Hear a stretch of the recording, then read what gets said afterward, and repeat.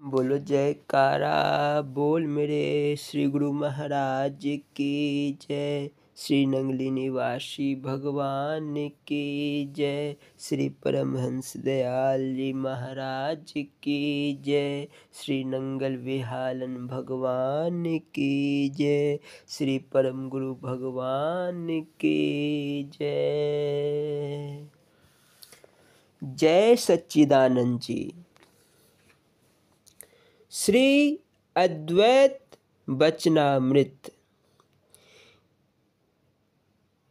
एक दफ़ा श्री परमहंस दयाल जी महाराज का इरशाद हुआ कि सुखदेव जी को तपस्या के प्रताप से जब ऊंचा पद प्राप्त हुआ और हरिधाम में पहुँचे तो श्री विष्णु जी महाराज ने कहा, हे ऋषि जी, तुम गुरुहीन हो।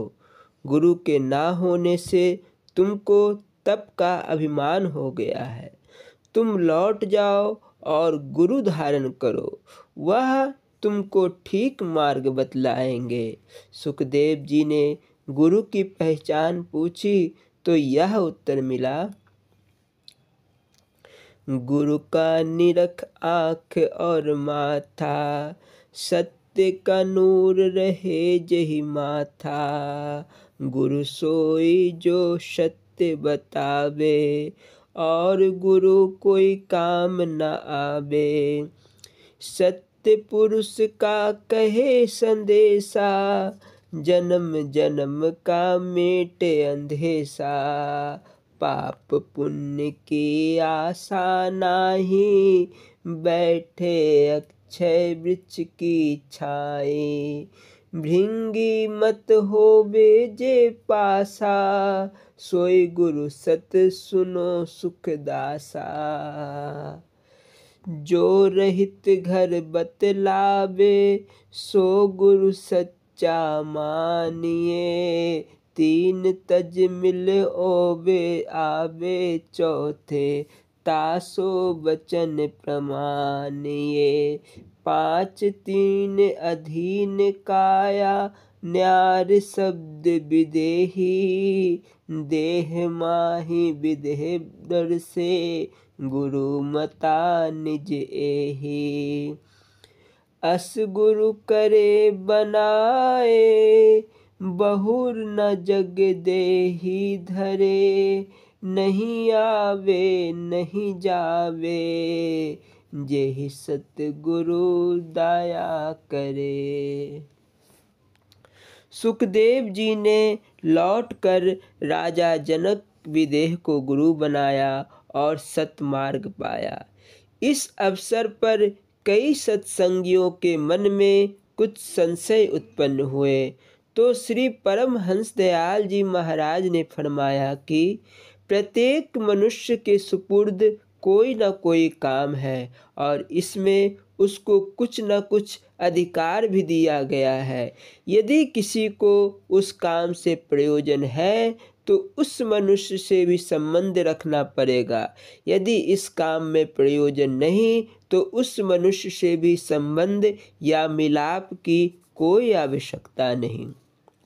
दूसरी बात यह है कि गुरु की महिमा में इस स्थान पर यह वर्णन किया गया है कि वह 5 तत्व, 3 गुण, 4 अवस्था का साक्षी और विदेह मुक्त हो तथा उसमें भृंगी कीड़े का सा गुण हो कि जिसको चाहे अपना सा कर ले। ऐसे यदि गुरु कृपा कर दे तो जन्म मरण अर्थात आवागमन से छुटकारा मिले। सुखदेव जी को जताया गया कि तुम्हें तो अभी तप का अभिमान नहीं मिटा है। यहाँ तो उसका प्रवेश होता है जिसमें उपरोक्त बातें हो। इसीलिए इन बातों को प्राप्त करो अर्थात अपने आप को मिटा दो। तब इस स्थान में पांव धरने के योग्य होगे। मुख्य बात तो अपने आप को मिटाना है। जिस प्रकार मनुष्य चाहे मिटा ले। बोलो जयकारा बोल मेरे श्री गुरु महाराज की जय। श्री स्वरूप दर्शन पाठ अंतिम दर्शन भाग 2। बोलो जयकारा बोल मेरे श्री गुरु महाराज की जय। ध्यान मूलम गुरुर्मूर्ति पूजा मूलम गुरुपदम मंत्र मूलम गुरुवाक्यम मोक्ष मूलम गुरु कृपा। गुरु जी को कीजिए दंड बटा कोटि कोटि प्रणाम। कीट न जाने भृंग को गुरु कर ले आप समान। तुम मुझ में समाओ इस तरह तन प्राण का जो दौर है, जिससे कोई न कह सके मैं और हूँ तू और है। त्वमेव माता च पिता त्वमेव त्वमेव बंधु च सखा त्वमेव त्वमेव विद्या द्रविणं त्वमेव त्वमेव सर्वं मम देव देवा। बोलो जयकारा बोल मेरे श्री गुरु महाराज की जय। अंतिम दर्शन भाग 2 प्रारंभ करने के पूर्व यह दास श्री नंगली निवासी भगवान के चरण कमलों में दंडवत प्रणाम करता है। बोलो जयकारा बोल मेरे श्री गुरु महाराज की जय। हरि ओम। श्री गुरु अमरदेव जी ने गुरु दरबार का पानी ढोया था। उन्होंने इस विचार से सेवा नहीं की थी कि मुझे गुरु गद्दी मिले, ना ही पंचम पातशाह श्री गुरु अर्जुन देव जी का विचार था कि मैं गुरु गद्दी लूँगा। वह तो सदा यही कहते रहे, भाग्य हुआ गुरु संत मिलाया, प्रभु अविनाशी घर में ही पाया, सेब करी पल चसा न बिचरा, जन नानक दास तुम्हारे जियो, हो घोली जियो घोल घुमाई, जन नानक दास तुम्हारे जियो। संत सतगुरु को प्राप्त करके अविनाशी पुरुष जानकर सेवा मांगी। वह गुरु होकर भी सेवक बने रहे और दास भी कहलाते रहे। गुरु पर न्योछावर होना सीखे थे और गुरु का वियोग एक क्षण भी सहन नहीं कर सकते थे।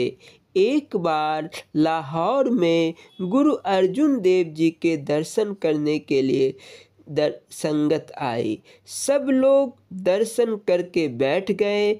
आप संगत को पानी पिलाने के लिए उठ खड़े हुए। यह दृश्य देखकर संगत ने पानी पीने से इनकार कर दिया और प्रार्थना की, हे दाता जी, हम तो आपके दर्शन करने के लिए आए हैं, आप उल्टा हमारे सिर पर भार डालना चाहते हैं। यह सुनकर श्री गुरु साहिब बोले, आप मेरे दर्शन के लिए आए हैं और मैं आपको अपने सतगुरु श्री गुरु नानक देव महाराज जी की संगत जानकर सेवा करना अपना धर्म समझता हूँ। इस संकेत को पाकर जिन सेवकों के मन में अहंकार था वे बड़े लज्जित हुए। वे जान गए कि गुरु दरबार की सेवा ही नीच से ऊंच बनाती है। जहाँ मान की इच्छा ना हो, मान वही जाता है जो मान चाहे, वहाँ मान उसे जलाता रहता है। संसार में मानी पुरुष ही दुखी है। आप लोग को तो सेवा का स्रोत है। इस दरबार की सेवा प्रतिष्ठा किसी मनुष्य के अधीन नहीं, स्वयं विधाता ने यह डोर अपने हाथ में ले रखी है। यहाँ के तिनके भी सेवा का बल रखते हैं। कोई प्रेमी तन मन धन से यहाँ की सेवा करके यह न समझे कि मैं सेवा करता हूँ तभी गुरु दरबार का काम चल रहा है, बल्कि वह अपना सौभाग्य जाने कि इस दरबार से सेवा प्राप्त हो रही है। नदियाँ यह न जाने कि हम सागर को पानी लाकर देते हैं, हमारे मिलने से ही सागर में जल भरपूर है।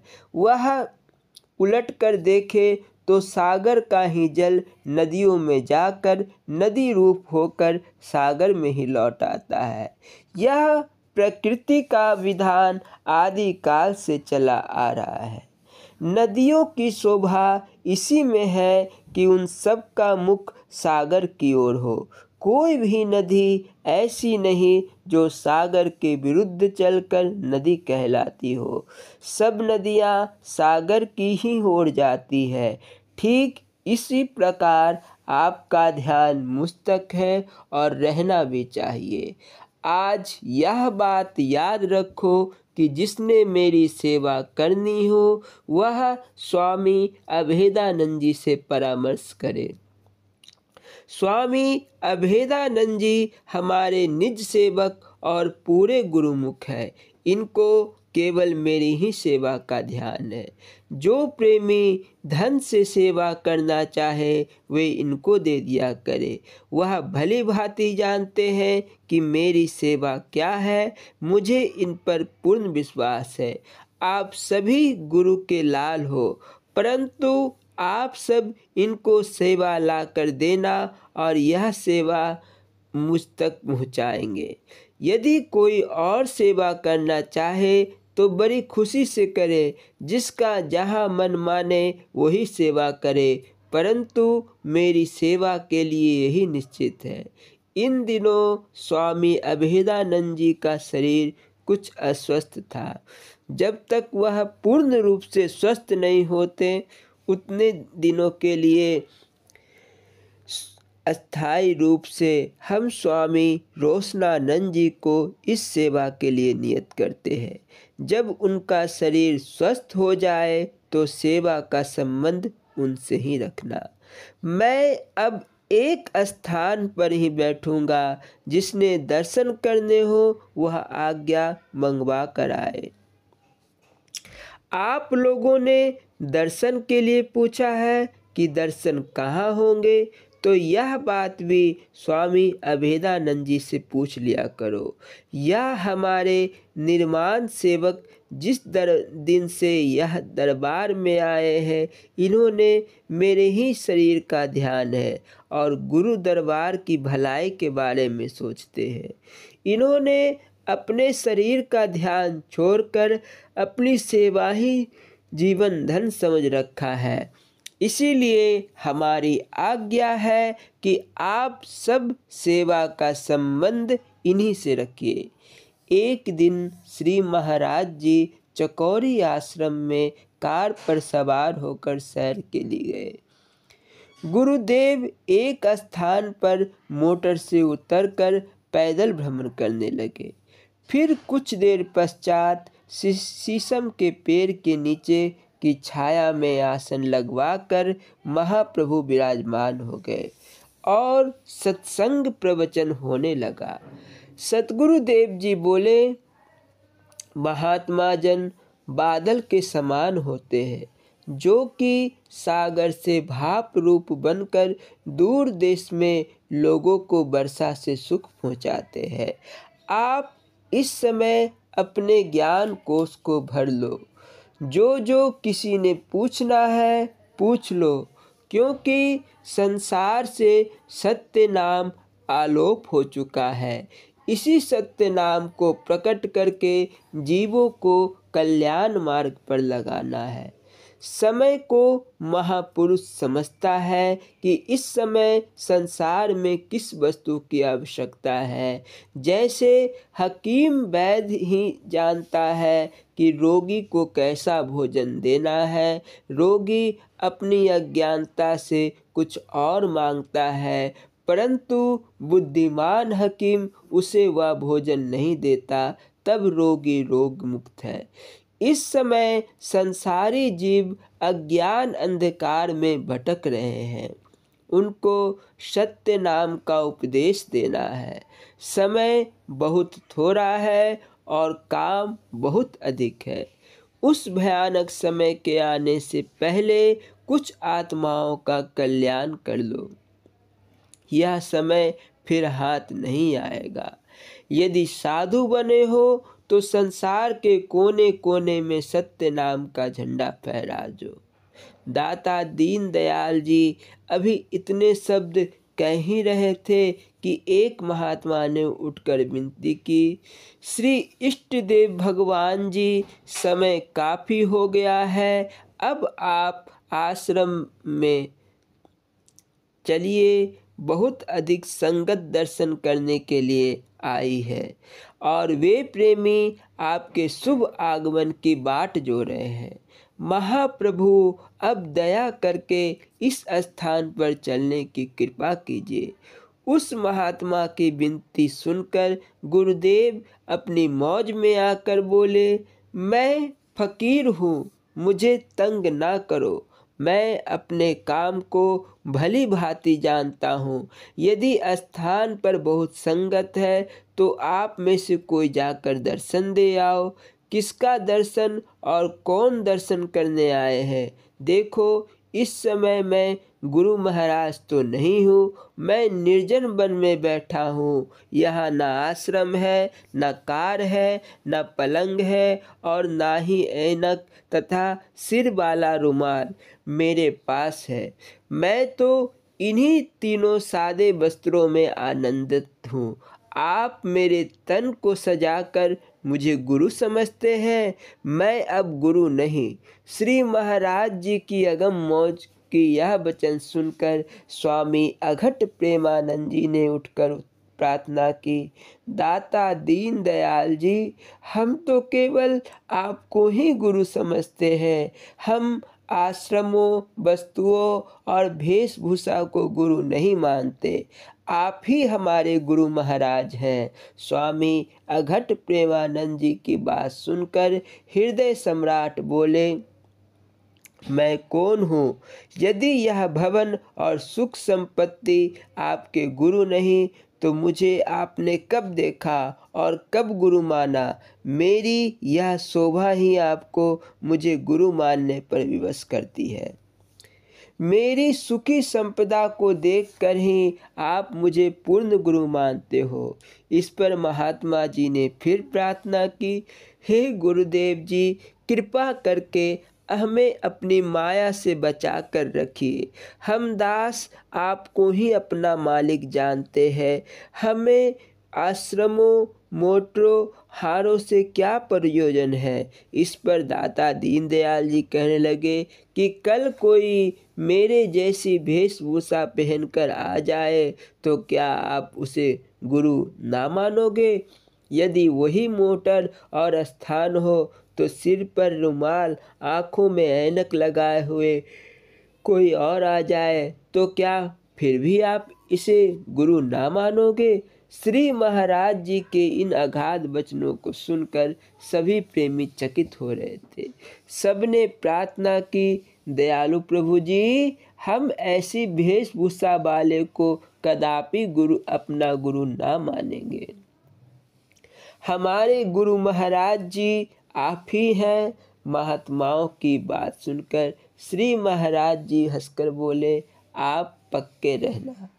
लोग अपने बच्चों को भगवान राम और कृष्ण की वेशभूषा पहनाकर उनसे रामलीला और कृष्ण लीला करवा कर देखते हैं। उन स्वरूपों के आगे वे प्रणाम भी करते हैं, उनकी आरती भी उतारते हैं। लाखों लोग उनके दर्शन के लिए आते हैं। क्या वह बिल्कुल वैसा ही दृश्य नहीं बन जाता।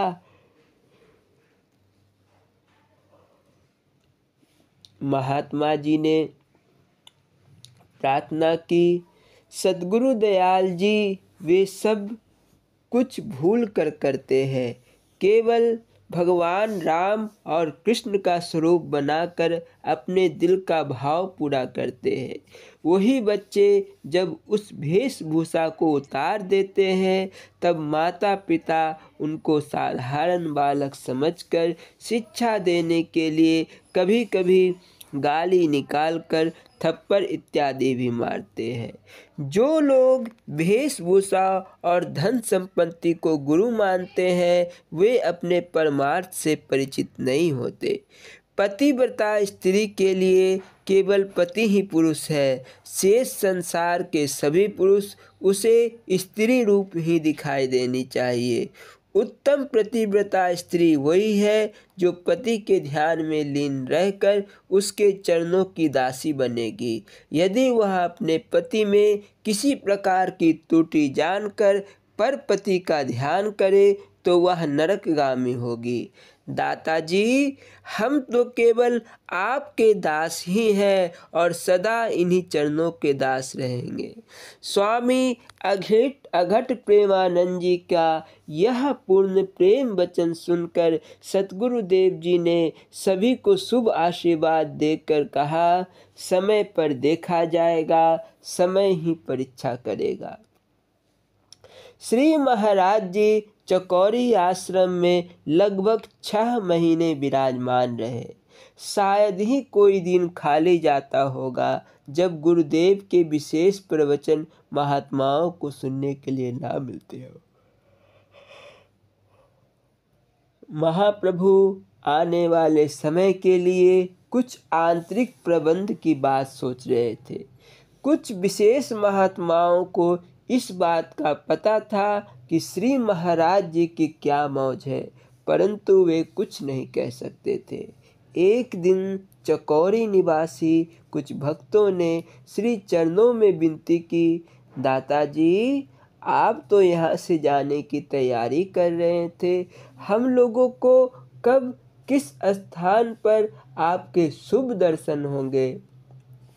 यह सुनकर गुरुदेव बोले, अब हम पंजाब में नहीं आएंगे, यहाँ के आश्रम यहीं रह जाएंगे। अब हम अपना कार्यक्रम बदलना चाहते हैं। कोई हमारी मौज में हस्तक्षेप ना करे। जो ऐसा करेगा उससे हमको दुख होगा। विधाता को ऐसे ही स्वीकार है। प्रकृति के कामों में हस्तक्षेप करना मानो समय गंवाना है। कर्म ही प्रकृति है। जब कर्म गिर जाते हैं तो कर्मों के पुंज इकट्ठे होकर प्रकृति बन जाते हैं। वह मालिक किसी को बुरा और किसी को भला नहीं बनाता। वह तो प्रकाश स्वरूप है। उसके प्रकाश के सामने कोई वस्तु पढ़े अथवा जुआ खेले, यह कर्म करने वाले पर निर्भर है। श्री रामचरितमानस का कथन है, कर्म प्रधान विश्व करि राखा, जो जस करहि सो तस फल चाखा। जहाँ जिस जिस प्रांत के लोगों ने जैसे जैसे कर्म किए हैं, उसी के अनुसार वहाँ का वातावरण तामसी हो चुका है। उस तामसी वायुमंडल में रहने वाले व्यक्ति यादवों के समान लड़ेंगे और अपना विनाश करेंगे। जब खान पान और व्यवहार बदलता है, तब जीव अपनी अंतरात्मा की आवाज़ को सुनकर भी उस सत्य उपदेश की परवाह नहीं करता तथा अहंकार प्रधान होकर उस तत्व को ढांप लेता है। जैसे निर्मल जल वाले तालाब में कोई उत्पन्न होकर उसी जल का आवरण बन जाती है, इसी प्रकार महापुरुषों का उपदेश भी नाम मात्र सुनने को रह गया है। उस उपदेश को मानने वाले बड़ी कठिनाई से दिखते हैं। जब माली देखता है कि इस वृक्ष को फल नहीं लगता तो वह उसे उखाड़ देता है और उसके स्थान पर दूसरा वृक्ष लग जाता है। अब लोग महात्मा जनों से भी कपट का व्यवहार करते हैं। जहाँ कपट व्यवहार हो वहाँ से महापुरुष उदास हो जाते हैं। दुर्योधन के पास हर प्रकार के राजकीय सुख थे, परंतु वह अहंकारी था। इसीलिए भगवान कृष्ण उसे त्याग कर विदुर के घर चले गए। इस प्रकार मुझे भी मान रहित निर्धन भक्त प्यारे हैं। आप लोग पूछते हैं कि दर्शन कब होंगे, सो यह दर्शन अब 12 वर्ष पश्चात होंगे। अब सन 1935 का अक्टूबर मास चल रहा था। सन 1947 में बड़ी कठिनाई से प्रेमी इस रूप को शीशे में देख पाएंगे। यह दर्शन बहुत महंगे मिलेंगे। सन 1947 के विषय में श्री महाराज जी का यह गुप्त संकेत था कि जिसे बहुत कम प्रेमी समझ सके। गुरुदेव प्रकृति के भेंट को अधिक प्रकट ना कर सके और ना ही सब उसे समझ सके। जैसे प्रभु कर्ता होकर भी किसी को दिखाई नहीं देता, वह दयालु होकर भी लोगों के कहने पर अपनी दया व्यर्थ नहीं गवाता। इस प्रकार श्री महाराज जी संकेत रूप में यह बता गए कि भविष्य में ऐसा होने वाला है। ऐसे रहस्य के खुलने पर भी मंदवती जीव कुछ न जान सके और अज्ञानता में पड़े रहे। 12 वर्ष की वियोग की बात भी सुनकर सबकी बुद्धि ऐसी प्रेरित हुई कि कुछ आहा न कर सके।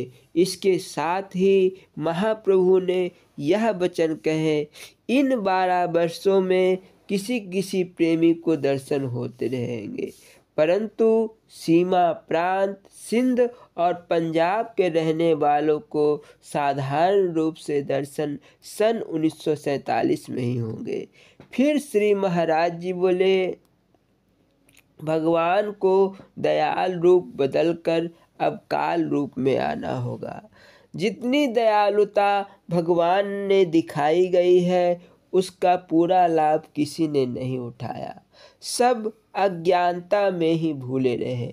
जितनी जिसकी बुद्धि थी उतना ही उसने पहचाना, परंतु वास्तविकता अभी दूर है। मैं अपने काम को स्वयं ही जानता हूँ और मेरे काम में हस्तक्षेप तो बहुत करते हैं, परंतु फिर मुंह की खाकर हट जाते हैं। जब तक अपने स्वार्थ के लिए मेरे कहलाते हैं तब तक परमार्थ का जानना कठिन है। जो लोग मेरी दया और कृपा को ना जानकर मनमानी करते हैं और सत्संग का विरोध करते हैं, वे आने वाले समय में हाथ मल कर पछताएंगे और समय फिर हाथ नहीं आएगा। एक दिन श्री महाराज जी ने महात्माओं को संबोधित करके कहा, आप सब हंस पर बैठे हो। संसार पानी है, उसमें सारे वस्तु दूध सत चित आनंद प्रभु है। आप हंस के समान निर विवेक करके दूध को पान करते चलो और अपना जीवन परमार्थ रूप बना लो। जो काम बीते समय में गुरु भक्तों ने किया उसी काम को आप करो। उस समय भी कुछ ही लोग प्रभु भक्ति कर सके। समय अच्छा होने पर भी वे मोह आसक्त रहकर पूर्ण रूप से अर्पण ना हो सकेंगे। आपने तो सांसारिक मोह को त्याग कर सर्वस्व मेरे अर्पण कर दिया है और अपने हाथ बाल बच्चे भूमि और मकान इत्यादि अर्पण करके त्याग का भेष धारण करके संसार से मुख मोड़ लिया है। अब इस गंदी नाली में ना गिरना, सदा ऊंचा भाव रखकर अपना और संसार का भी कल्याण करो। जो साधु वेश धारण करके यह इच्छा रखते हैं कि हमको संसार वाले साधु माने और इसी प्रकार आदर करे, क्या साधु इसलिए बना जाता है? कहाँ साधु और कहाँ मान। साधु नाम लीन व्यक्ति को कहते हैं, जो साधना युक्त होकर अपनी इंद्रियों को बस में कर बैठा है। नाम मान को मारता है और मान नाम का शत्रु है। जिनकी समझ में यह बात आ गई, वे मान को त्याग कर नाम में लीन हो गए। नाम के अंदर मान गुम है। नाम की इच्छा करो तो मान स्वयं ही आ गया, परंतु मान के लिए नाम जपना उचित नहीं है। अनेक व्यक्ति नाम सिमरन दान और शुभ कार्य इसलिए करते हैं कि संसार उनको मान दे। संसार जो मान लेता है वह मान अस्थाई है और वह मान संसार ले भी लेता है, परंतु जो मान प्रभु देता है वह वापिस नहीं लेता है। साधु को शत्रु केवल मान ही है। जब घर घाट छोड़ा, सिर मुड़वाया, सुंदर से कुरूप बनना स्वीकार किया, अर्थात मान देने वाली सभी वस्तुओं को त्याग दिया, अब उस सीढ़ी पर पहुंचकर भी मान की इच्छा रखना मानो ऊंची मंजिल से गिरना है। गुरु कृपा से लोग साधु का आदर सत्कार करते हैं और प्रभु मेरी समझकर अपना सर्वस्व अर्पण करने का प्रयत्न करते हैं।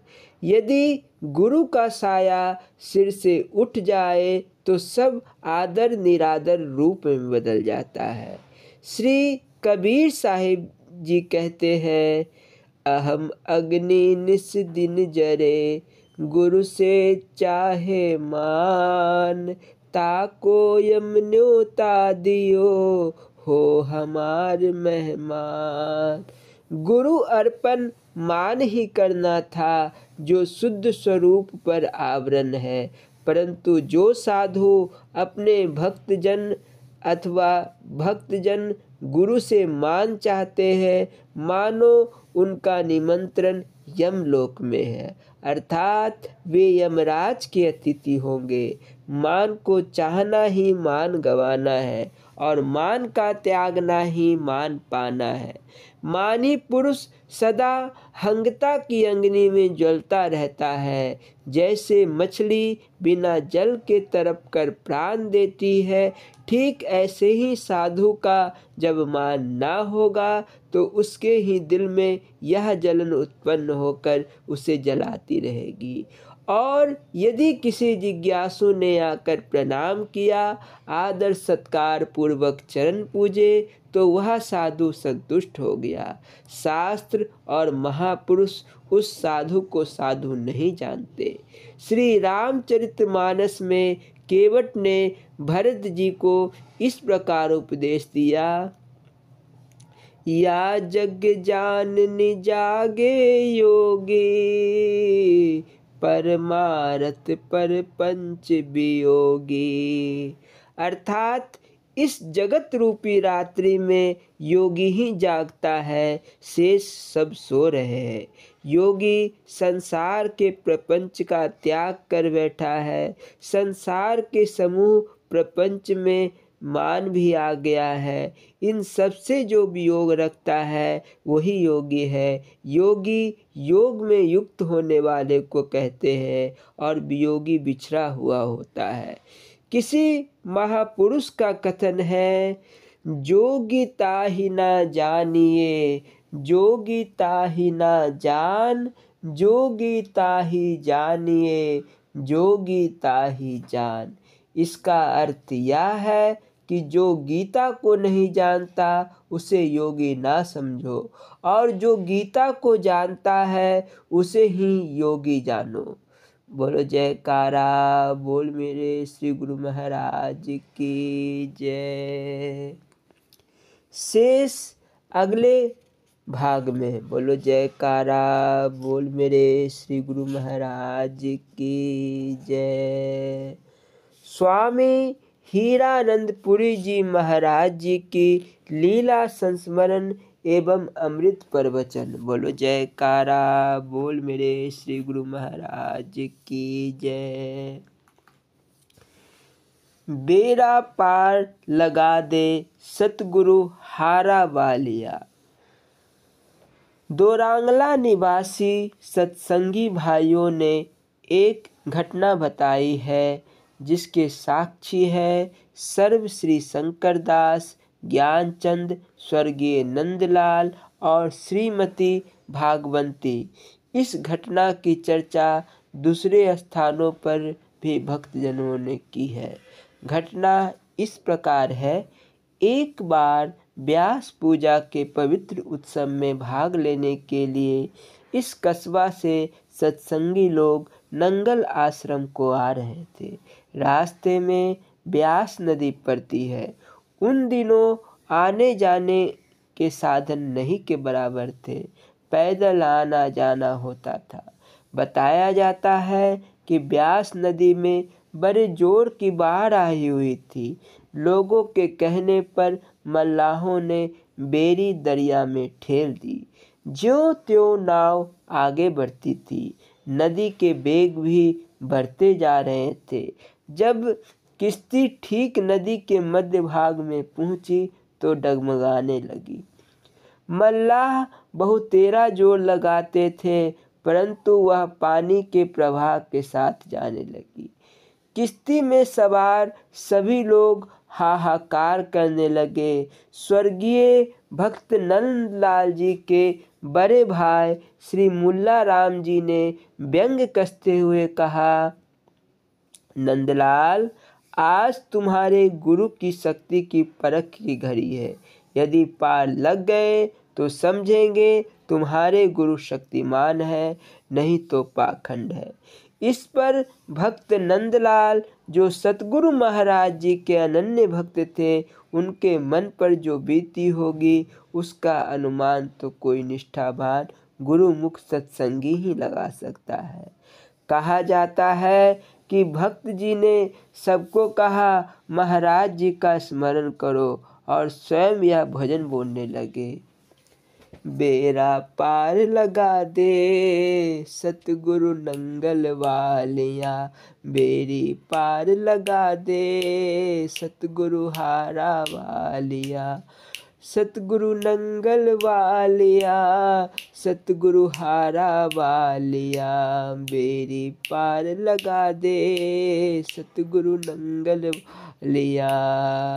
जिंदरी फस गई विच घूमन घेरी, मैनू हुंता आस है तेरी, पार लगा दे सतगुरु हारा वालिया, बेड़ी पार लगा दे सतगुरु नंगल वालिया। यह भजन बोलते जाते थे और भक्त जी के आंखों से अश्रुपात होते जा रहे थे। तभी अचानक नंदलाल जी ने कहा, देखो गुरु महाराज जी उस पार खड़े हैं, लो देखो हमारी तरफ बढ़ रहे हैं। इतना कहकर भक्त जी ने पुनः बड़े प्रेम से श्री गुरु महाराज जी की जयकार लगाए। बोलो जयकारा बोल मेरे श्री गुरु महाराज की जय। बोलो जयकारा बोल मेरे श्री गुरु महाराज की जय। बोलो जयकारा बोल मेरे श्री गुरु महाराज की जय। देखते ही देखते किश्ती किनारे पर पहुंच गई। सारे सत्संगी और अन्य यात्री कुशल पूर्वक अपने अपने गंतव्य की ओर चल दिए। जब संगत आश्रम में पहुंची तो श्री महाराज जी के आगे दंडवत की। उठने का आदेश पाकर जब श्री चरणों पर माथा टेका तो श्री महाप्रभु ने पूछा, क्यों भाई, कुशल पूर्वक पहुंच गए? नदी में पानी अधिक तो नहीं था। नंदलाल जी बोले, महाराज जी हमें क्यों पूछते हो? स्वयं सब कुछ जानते हुए अनजान क्यों बनते हो? आप ही ने तो डूबती किश्ती को पार लगाया है। इस पर श्री भगवान जी ने मंद मंद मुस्कुराते हुए फरमाया, इन सारे लोगों से पूछ लो, हम तो प्रातः काल से ही आश्रम में बैठे हैं और कहीं भी बाहर नहीं गए हैं। तब सारी संगत ने बड़े उत्साह और प्रेम से जयकार लगाया। जो बोले सो निर्भय बोल, मेरे श्री गुरु महाराज की जय, नंगल निवासी भगवान की जय। तब श्री महाराज जी ने सारी संगत को आशीर्वाद देकर भोजन पाने के लिए लंगर में जाने का आदेश दिया। अंधेरे में ठोकर खाया हुआ दिल पुकार उठता है, जहाँ जहाँ तेरे प्यार की ओस टपकी, वहाँ से अब भी एक गुबार उठता है। बोलो जयकारा बोल मेरे श्री गुरु महाराज की जय। स्वामी हीरानंद पुरी जी महाराज जी के अमृत प्रवचन। बोलो जयकारा बोल मेरे श्री गुरु महाराज की जय। षट चक्र देव पूजा। स्वामी हीरानंद पुरी जी महाराज जी जब भी अपने प्रवचन को प्रारंभ करते थे तो प्रारंभ करने से पूर्व सबसे हरिओम की ध्वनि लगाते थे। बोलो जयकारा बोल मेरे श्री गुरु महाराज की जय। यह प्रवचन प्रारंभ करने से पूर्व यह दास श्री स्वामी हीरानंद पुरी जी महाराज जी के चरण कमलों में दंडवत प्रणाम करता है। बोलो जयकारा बोल मेरे श्री गुरु महाराज की जय। षट चक्र देव पूजा। बोलना जी हरि ओम हरि ओम हरि ओम। पिंडी छठा स्थान और सातवां सहस्त्र दल कमल जो पिंड और ब्रह्मांड के मध्य में है। प्रथम महातल संत योगियों ने इसको मूल द्वार या आधार चक्र करके वर्णन किया है। अभ्यासी इस स्थान से अपनी वासना वृत्ति को ऊपर की ओर उलटकर गणेश देवता की 3 परिक्रमा करके पुनः वृत्ति को पाताल अथवा दूसरे स्थान में ले जाएं, जिसको योगियों ने स्वाधिष्ठान कथन किया है। इस स्थान में ब्रह्मा देवता की 3 परिक्रमा करके फिर सुषुम्ना के द्वार से अचपा जाप को ग्रहण कर रसातल लोक में प्रवेश करे, जिसको योगियों ने मणिपुर नाम से वर्णन किया है। इस रसातल योग लोक में आकर विष्णु की 3 परिक्रमा करे। यह पालन शक्ति है। यहाँ से ही समस्त शरीर की उत्पत्ति और पालना होती है। यहाँ अभ्यासी वृत्ति को उत्थान करके तलातल लोक में प्रवृत्त होकर शिव जी की 3 परिक्रमा करे। इस स्थान को योगियों ने अनहद चक्र के नाम से कथन किया है। इस स्थान की रचना देखकर अभ्यासी पुरुष ऊपर सूतल लोक में प्रवेश करके यहाँ पर शक्ति की 3 परिक्रमा करे अथवा यहाँ का साक्षात दर्शन करे। इस स्थान को योगियों ने विशुद्ध चक्र नाम से पुकारा है। अभ्यासी यहाँ से वितल लोक में प्रवेश करता है, जो जीवात्मा का निवास स्थान है। इसको योगियों ने आज्ञा चक्र वर्णन किया है। वितल लोक में पहुंचकर अभ्यासी इस लोक और अपने निज स्वरूप का पूर्ण रूप से भली प्रकार अनुभव करता है। पिंड की समस्त लीला को त्याग कर मग्न होता हुआ आगे अतल लोक में प्रवेश करता है। यहाँ पर दो आकाशवाणियाँ अभ्यासी को सुनाई देती है। इन ध्वनियों को वृत्ति से पकड़कर इस स्थान की रचना, जो कि शिव शक्ति का खेल है, जिसको योगियों ने ज्योति निरंजन का वर्णन किया है, इस बजरंगी पुष्प वाटिका अथवा आकाश तारा मंडल के सदृश अनेक आश्चर्यजनक लीलाओं को देखकर ऊपर त्रिकुटी, ब्रह्म, गरुड़ आदि स्थानों को प्राप्त करता है। त्रिकुटी को वेदों में भूलोक कथन किया है। यह त्रिकुटी भूलोक संत योगी ऋषियों का आनंददायक ज्ञानमय घर है। यहाँ पर 12 मास बसंत ऋतु बना रहता है। यहाँ भाग्यशाली ही पहुँच सकते हैं, जिन्होंने पाया है सद्गुरु कृपा से ही पाया है, अन्यथा नहीं।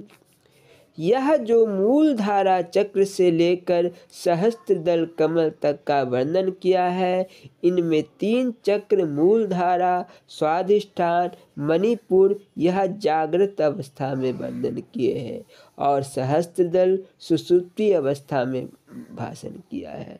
संयम योग्याभ्यासी अथवा संयमी के ग्रहण करने के योग्य गुण।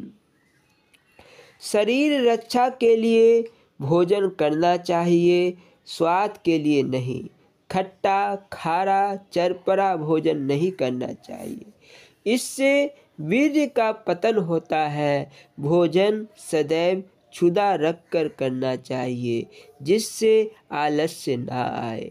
मुमुक्षु पुरुष को अभ्यास तथा वैराग्य युक्त होकर केवल शरीर निर्वाह अर्थ ही आहार करना चाहिए अथवा इंद्रियों के सर्व रसों का त्याग कर देना चाहिए। जल भी तृषा रखकर पीना चाहिए, तृषा से अधिक नहीं। कटु कठोर शब्दों को त्याग कर सदैव प्रिय, मधुर और सत्य बोलना चाहिए।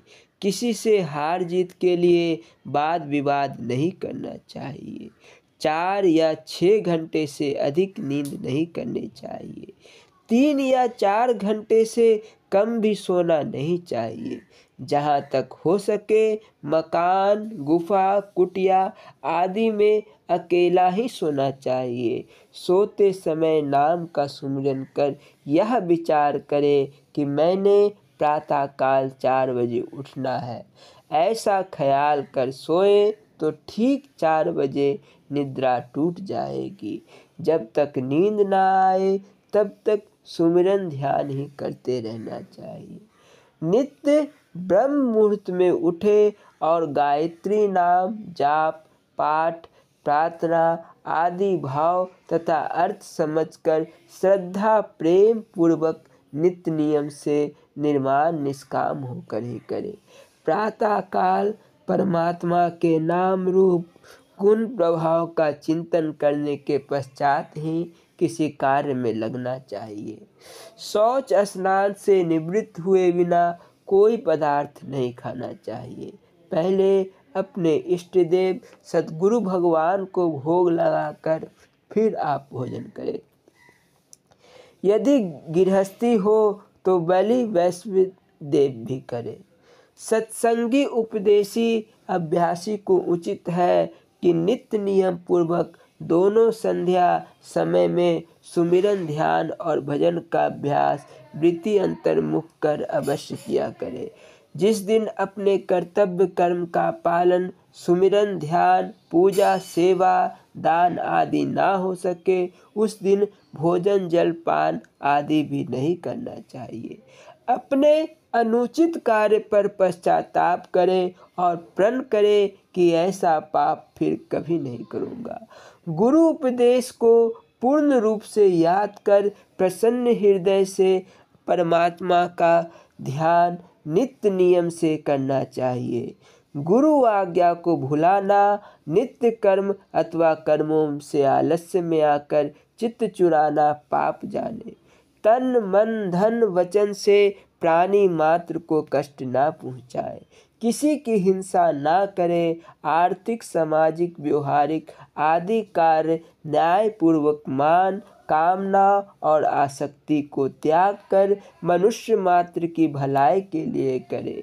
जहाँ दो या दो से अधिक पक्ष वाले व्यक्ति आपस में किसी प्रकार का वार्तालाप करते हो, उनकी आज्ञा के बिना उनके बीच में ना बोलना चाहिए।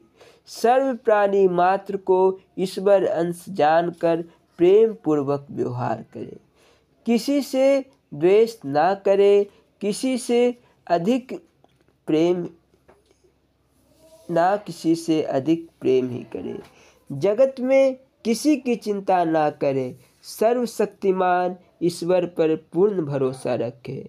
मनुष्य मात्र की आशा ना रखकर केवल गुरु भगवान की ही आशा रखे।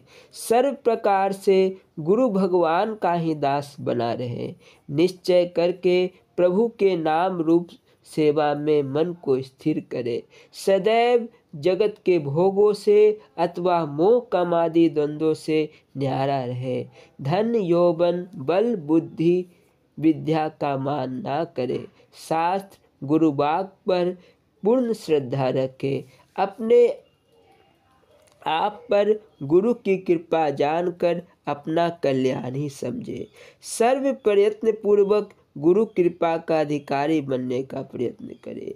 मनुष्य मात्र से किसी प्रकार का छल ना करे, ना ही किसी के छलने में आए। दंभ दर्प पाखंड का सदा के लिए त्याग कर देवे। जादू टोना जंतर मंत्र मोहन वशीकरण उच्चारण भूत साधन आदि को झूठा समझकर त्याग कर दे। इनमें अमूल्य जीवन व्यर्थ ना करे। ब्रह्मलोक तक काल चक्र जानकर वहाँ के पद के पदार्थों की कामना ना करे। इंद्रलोक के भोग को भी तुच्छ और संसारी जानकर उनकी इच्छा ना करे। रिद्धि सिद्धि को मुक्ति में बाधक जानकर उनकी ओर जरा भी ध्यान ना देवे तथा भूल कर भी उनका सेवन ना करे। धन मान पूजा विद्वान बनने के लिए कथा वार्ता सत्संग व्याख्यान ना करे। अपने मन इंद्रियों को कछुए की नाई अपने ही में समेट कर रखे। शुद्धता पवित्रता निर्मलता स्वच्छ एकांत देश सत्संग स्वाध्याय सम संतोष विचार अभ्यास वैराग्य गुरु सेवा आदि जो परमात्मा की प्राप्ति में परम सहायक है, इनको अपनावे। उपाधि रहित स्थान में निवास करे या किसी शुद्ध पृथ्वी पर एकांत में गुफा बनाकर, जो कि अधिक ऊंची और अधिक नीची भी ना हो, केवल पृथ्वी से 2 फुट ऊंची हो, द्वार इतना बड़ा हो जिससे केवल भीतर ही प्रवेश कर सके। वहाँ अकेला ही बैठकर सुमिरन ध्यान भजन का अभ्यास करे तथा एकांत में मन को समझाना चाहिए कि हे मन, अब तू मेरा नहीं है, अब मैंने तुझे गुरु भगवान के अर्पण कर दिया है। अब तू उन्हीं के नाम सुमिरन ध्यान भजन सेवा में भक्ति में लगकर सर्व शब्दादि विषयों का त्याग कर दे। तन मन धन वचन से निष्काम निर्माण होकर अपने कर्तव्य के पालन को ही परमात्मा की प्राप्ति रूप मुक्ति का मुख्य साधन समझे। ईश्वर को सर्व कार्यों में अपने अंग संग ही समझना चाहिए। ऐसा समझने से पाप करने का समय ही नहीं मिलेगा और ना ही किसी का भय ही रहेगा। शेष अगले भाग में। बोलो जयकारा बोले श्री गुरु महाराज की जय। श्री नंगल विहालन भगवान की जय। स्वामी परम ज्ञानानंद पुरी जी महाराज जी की लीला संस्मरण एवं अमृत प्रवचन। बोलो जयकारा बोल मेरे श्री गुरु महाराज की जय। सेवा से ध्यान। श्री सद्गुरुदेव भगवान श्री नंगली निवासी भगवान जी महाराज जी की निगाह में जो सबसे पक्का, सच्चा और ऊंचे दर्जे का सेवक होता था, वही उनकी निज सेवा में रहता था। उस निज सेवा के लिए तो सभी लोग तरसते रहते थे। उन्हीं दिनों श्री गुरु महाराज जी के भोग बनाने की सेवा श्री स्वामी परम जी के जिम्मे थी। उन दिनों परम जी ही भोजन बनाया करते थे। श्री गुरु महाराज जी का कमरा वहाँ से कुछ 100 गज की दूरी पर था। श्री परम जी दाल, सब्जियां वगैरह बनाकर कटोरियों में परोसकर थाली में लगाए रखते थे तथा रोटी बेलकर उस दिन चुपचाप बैठे हुए थे तथा दीवार में पीठ टेक कर आंखें मूंदे ध्यान में गुरु महाराज जी के कमरे का सब दृश्य इन्हें स्पष्ट दिखलाई पड़ रहा था। श्री गुरु महाराज जी ने जब भोजन मांगा तो ये बैठे बैठे सब जान गए।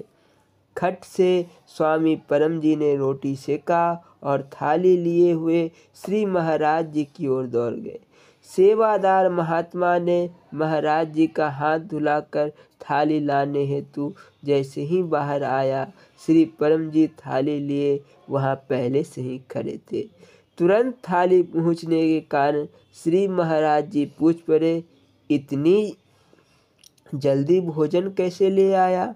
महात्मा जी ने बताया कि परम जी पहले से ही थाली लेकर बाहर खड़े थे।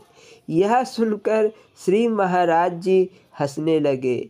महाप्रभु ने फरमाया, सेवक ऐसा ही होना चाहिए। सेवक और स्वामी के दिल के तार एक दूसरे से जुड़े हुए हो। स्वामी सेवक एक मत हो जाए तो ध्यान की हालत विचित्र है।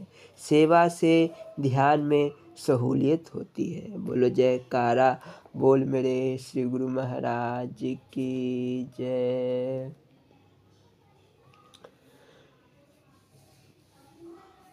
स्थान परमपुरी आश्रम, दिनांक 13/2/75। यह प्रवचन प्रारंभ करने के पूर्व यह दास स्वामी परम ज्ञानानंद पुरी जी महाराज जी के चरण कमलों में दंडवत प्रणाम करता है। बोलो जयकारा बोल मेरे श्री गुरु महाराज जी की जय। बोलना जी, हरि ओम हरि ओम हरि ओम।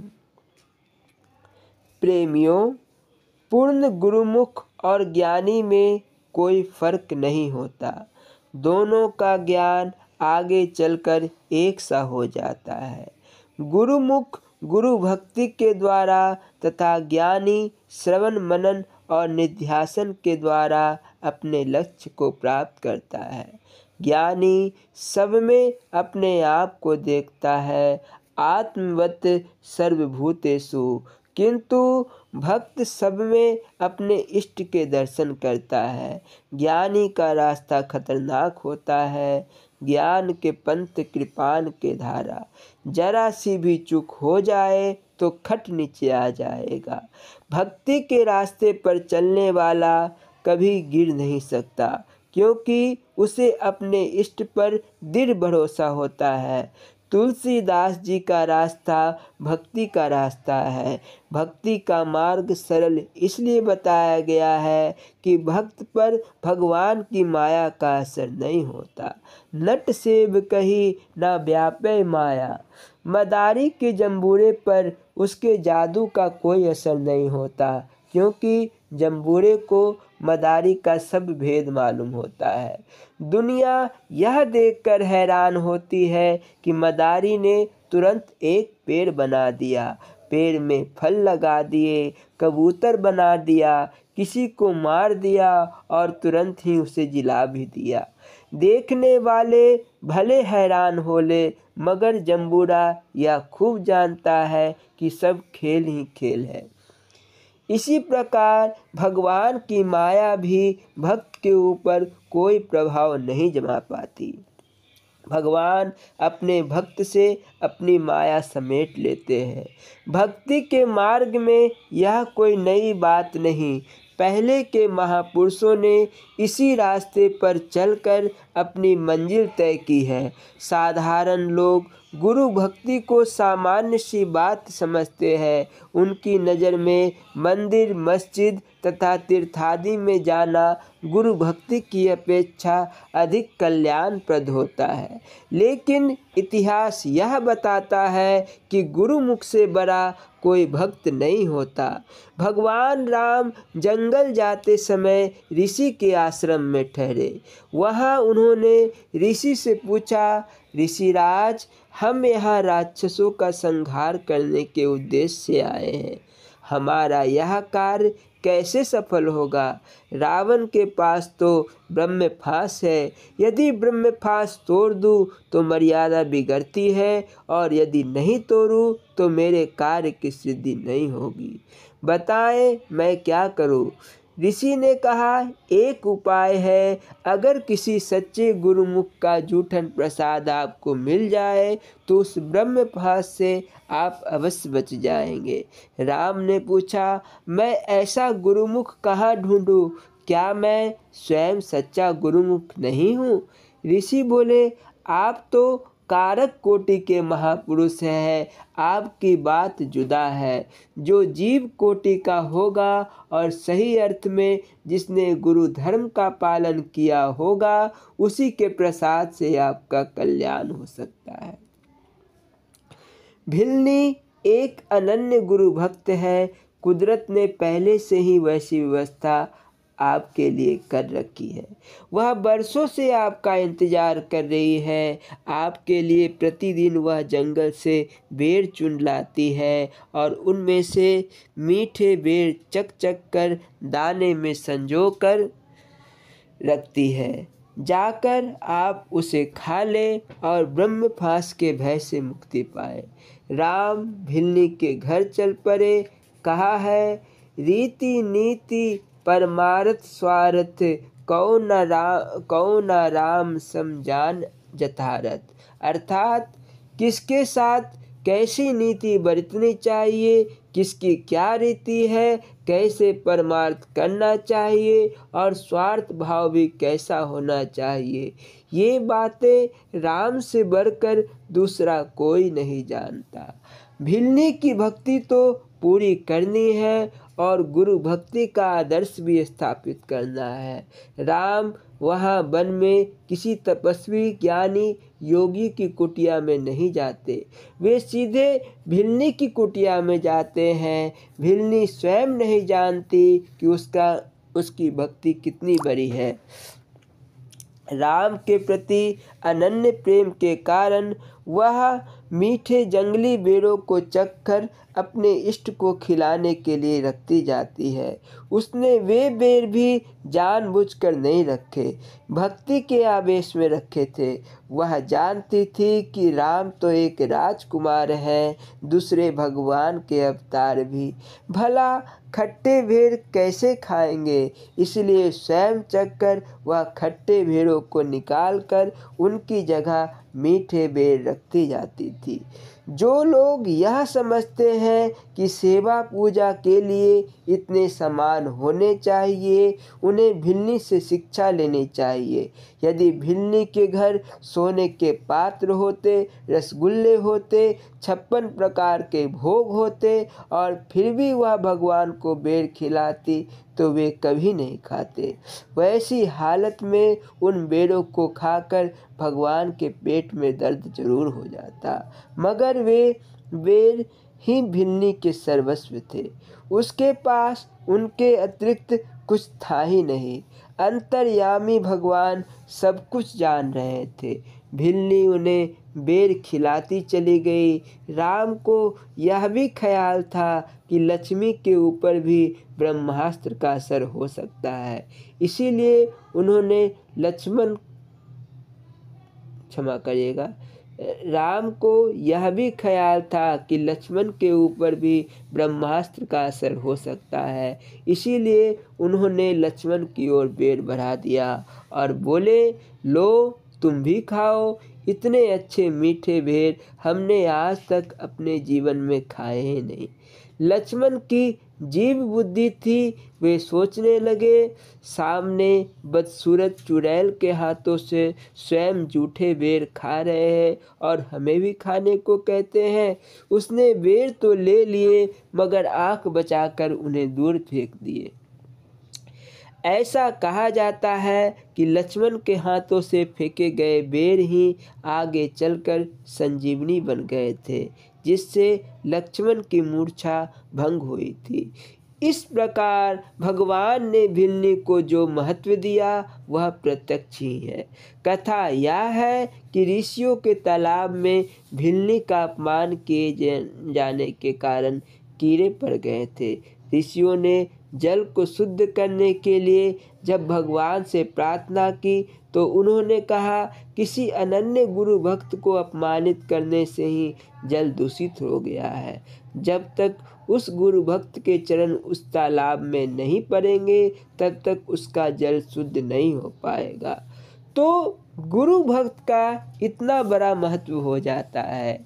एक बार भगवान श्री कृष्ण को दुर्योधन ने गर्वपूर्वक अपना महल खजाना आदि दिखाना शुरू कर दिया। दिखाते समय वह हर चीज़ के लिए यही कहता था कि वह मेरा है। भगवान ने सोचा कि जब सब उसी का है तो उनकी वहाँ क्या ज़रूरत। दुर्योधन मेरे मेरे के अभिमान में चूर था। भगवान वहाँ से चल दिए और विदुर के घर पहुँचे। उन्हें देखकर विदुर गदगद हो गया और कहने लगा, मेरे प्रभु, यहाँ सब कुछ आपका ही है, इसे स्वीकार कीजिए। भगवान ने बड़े प्रेम से विदुर के घर केले के छिलके खाए। आज के भक्त लोग भी भोग लगाते समय कहते हैं, हे भगवान, आप भिल्ली के भेर, विदुर के छिलके और सुदामा के तंडुल खा लीजिए। पर क्या तुम्हारा हृदय उनके जैसा है? पत्रम पुष्पम फलम तोयम यो में भक्तया प्रयच्छति। ऐसी बात जरूर कही गई है, मगर किसके लिए? जिसके पास पत्र पुष्प फल और जल के सिवा कुछ हो ही नहीं, उसके लिए। यह कथन 420 करने वालों पर लागू नहीं होती। जिनके पास पत्र पुष्प के अतिरिक्त कुछ हो ही नहीं, उनके लिए तो वही सर्वस्व होता है। किंतु जो धन धान्य से युक्त होकर भी छल पूर्वक भगवान को केवल पत्र पुष्प देने की बात करते हैं, वे भगवान के साथ ठगी करते हैं। मैं तुम्हें गुरुमुख का महत्व समझा रहा था। भिल्ली को ऋषि लोग जब तालाब में ले गए और उसने जब अपने पैर जल में डाले तो तालाब बिल्कुल स्वच्छ हो गया। आज भी वहाँ से रेत, जल और मिट्टी लेकर लोग टीका करते हैं। इस प्रकार स्वयं भगवान ही गुरु भक्ति को इतना ऊंचा महत्व देते हैं। पेड़ की जड़ में पानी डालने से ही पेड़ हरा हो पाता है। गुरु भक्ति भगवत प्राप्ति का मूल है। अध्यात्म के रास्ते पर श्रद्धाहीन होकर एक कदम भी आगे नहीं रखा जा सकता। अपने गुरु के प्रति अटूट श्रद्धा भाव तुम्हारे अध्यात्म की पहली कसौटी है। लौकिक विद्याओं को भी हासिल करने के लिए किसी न किसी गुरु की आवश्यकता होती है। अध्यात्म का क्षेत्र तो स्वभावतः ही बड़ा घन होता है। वहाँ बिना मार्गदर्शक गुरु के कुछ हासिल नहीं किया जा सकता। हमारे शास्त्रों में गुरु को शंकर का प्रतिरूप माना गया है। वस्तुतः गुरु की पूजा के माध्यम से तुम शंकर की ही पूजा करते हो। गुरु भक्ति के द्वारा शिवतत्व की प्राप्ति भी तभी संभव है जब सेवा एवं भजन के द्वारा तुम अपने हृदय को साफ कर लो। सेवा बर्तन मांजने का काम करेगी और भजन उस बर्तन को पानी से धोने का। जब बर्तन को खूब मांजने के पश्चात पानी से धोया जाता है तो वह चमक उठता है। अपने हृदय रूपी पात्र को तुम्हें सेवा रूपी मंजनी से रगड़ना होगा, उसकी मैल हटानी होगी, किंतु सिर्फ खुरदरी मजनी से मैल हटाने से पात्र साफ नहीं होगा, जब तक उसे भजन रूपी जल से साफ साफ धो नहीं लिया जाए। इस तरह तुम अपने मन को पहले खूब मांजो, उसके पश्चात उस पर भजन रूपी पानी डालो, फिर वह साफ होगा। इष्ट के प्रति तुम्हारा अनन्य भाव ही इस जीवन युद्ध में तुम्हारे ललाट पर विजय का टीका लगाएगा। बड़े बड़े सिद्ध योगी भी भगवान की कृपा के बिना काम, क्रोध, लोभ एवं मोह की जीत नहीं पाए। भर्तहरि जी के कथनानुसार ऐसे वीर मिल जाएंगे जो शेर का जबड़ा पकड़कर झटक दे, किंतु कदर्प पर दलने बिरला मनुष्या। कामदेव का दर्प दलन करने वाला शायद ही कोई वीर हो। जब वैसे महापुरुष इस प्रकार की बात करते हैं तो साधारण मनुष्यों की क्या विसात। अतः भगवत कृपा से ही इन सब को जीता जा सकता है। अपने को उनके चरणों में मिटा दो, खत्म कर दो, तभी बात बनेगी। इतना हो जाने पर भक्ति के साथ वेदांत की प्रक्रिया भी पूरी हो जाती है। जय गुरु, आशीर्वाद। बोलो जयकारा बोल मेरे श्री गुरु महाराज की जय। श्री नंगली निवासी भगवान की जय। श्री परमहंस दयाल जी महाराज की जय। श्री नंगल विहारन भगवान की जय। श्री परम गुरु भगवान की जय। जय सच्चिदानंद जी।